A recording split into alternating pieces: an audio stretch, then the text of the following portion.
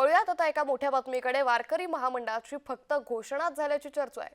महामंडळाचा कारभार कधी सुरू होणार असा प्रश्न उपस्थित होतोय, कारण वारकरी संप्रदायाकडून सरकारला हा सवाल उपस्थित करण्यात आलाय।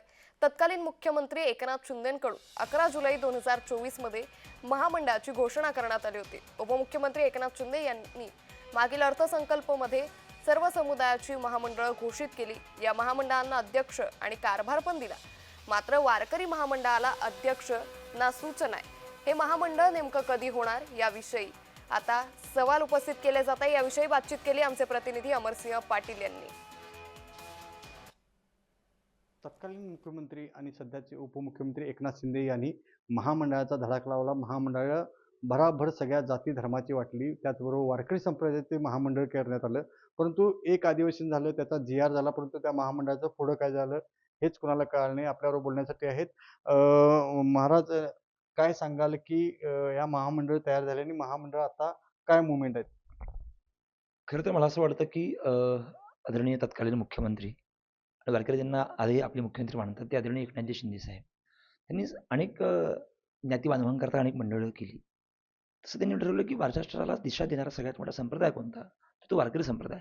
आणि वारकरी संप्रदायात एक विशेष महामंडळ असावं, जेणेकरून वारकरी ज्यावेळी मुंबईला येत असतो, काही कारणास्तव येत असतो, त्यांचं नद्यांचं प्रदूषण असेल, त्यांच्या काही समस्या असतील, हे सगळं एका छताखाली आणण्याकरता त्यांनी वारकरी महामंडळाची निर्मिती केली. त्या महामंडळाच्या अनुषंगानं मग वारकऱ्यांना साहित्य वाटणं असेल, वारकऱ्यांना विमाक्षेत्र योजना देणं असेल, मंदिरांचा जीर्णोद्धार असेल आणि तीर्थक्षेत्रांचा मला वाटतं, की विकास निधी देणं असेल, असे नानाविध पैलू त्याच्यामध्ये होते. मला वाटतं, की मागच्या अर्थसंकल्पीय अधिवेशनाच्या वेळी ते GR त्याचा निघाला होता. आता बऱ्यापैकी त्याची प्रगती झालेली आहे. तत्कालीन काळामध्ये विभागीय आयुक्त जे संबंधित पुण्याचे आहेत, त्यांनी याचा एक आढावा देखील सामाजिक न्याय विभागाला सुपूर्द केलेला आहे। मात्र काही टेक्निकल अडचणी मला दिसतात समोर।